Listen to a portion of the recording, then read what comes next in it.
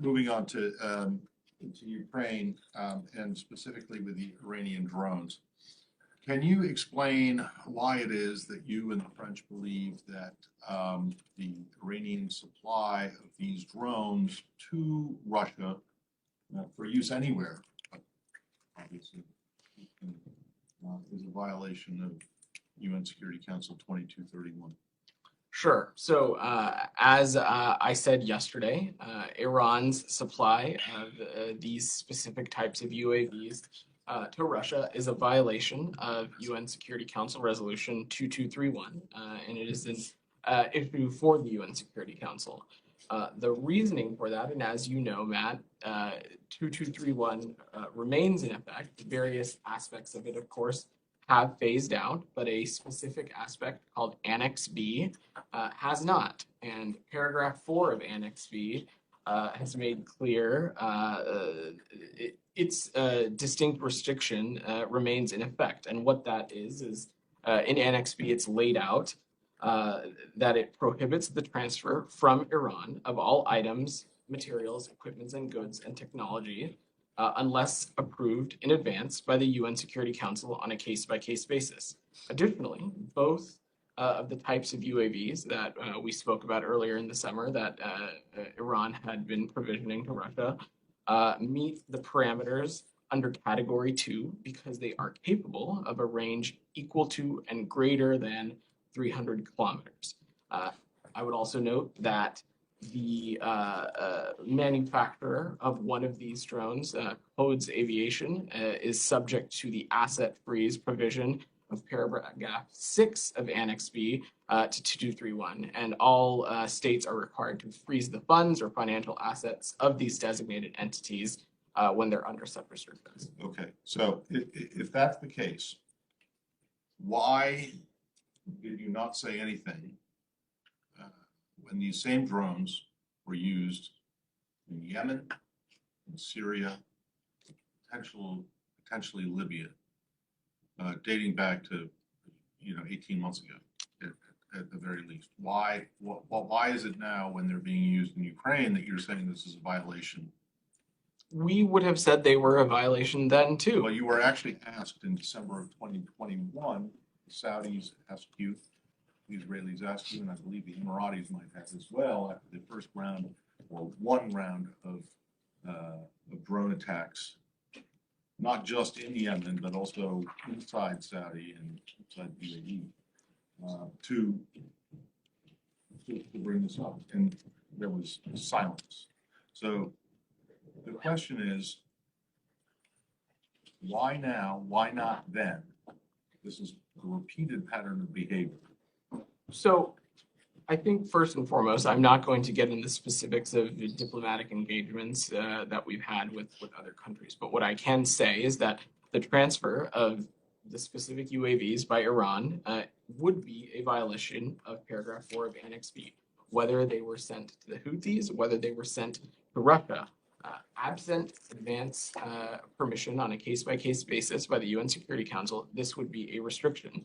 And in the case of the transfers in Yemen that you mentioned to the Houthis, these transfers would also have violated Resolution 2264.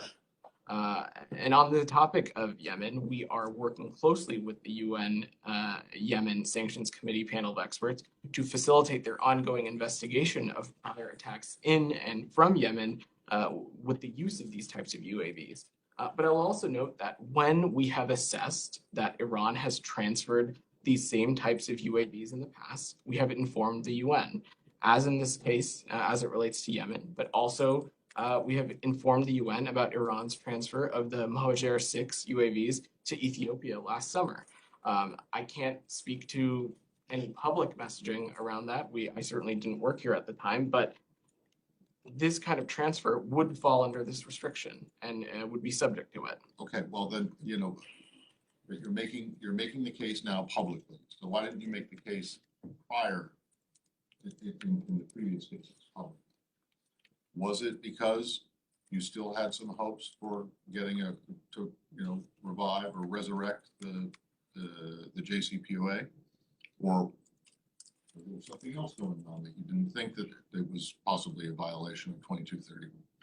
Again, I'm not gonna speculate on diplomatic Well, I'm engagements. not asking you to speculate. I want to know why it's a big deal now and it wasn't a big deal then. It was a big deal then, but Well, it is wasn't, also a because you big just deal said now. that you weren't going to comment on, It- you weren't going to, you didn't raise it publicly. As I said, that the assessment of these transfers, even back then, would have been subject to these restrictions. I can't comment on previously, but what I would say right now is that, and as I said yesterday, Russia becoming more reliant on a country like Iran, a country known for its destabilizing actions in the region and across the world, should be deeply concerning to the world. And anyone doing business with Iran that could have a link to unmanned aircraft systems or ballistic missiles development should be very careful and do their due diligence. That's a broader point, though, that has to do with your interpretation, your analysis of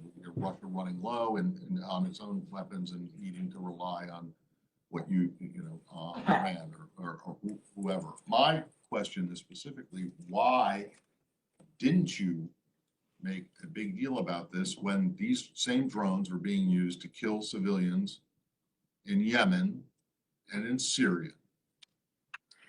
Again, Matt, I can't speak to whatever decisions we made around then, other than to reiterate, as I just said, that it would be our assessment that these transfers would be problematic and would have fallen under these restrictions back then as well, because these are the same types of UAVs. And when we found that, we have raised it appropriately with relevant countries. Well, in fact, but it was raised by the Saudis and others back in December of 2021, and nothing was done. Again, Matt, we engage with countries on these very important issues. We don't read out every single one of these engagements. As I've said, we raise these with the United Nations when we have found. I'll stop after this. You've raised this with the Security Council now?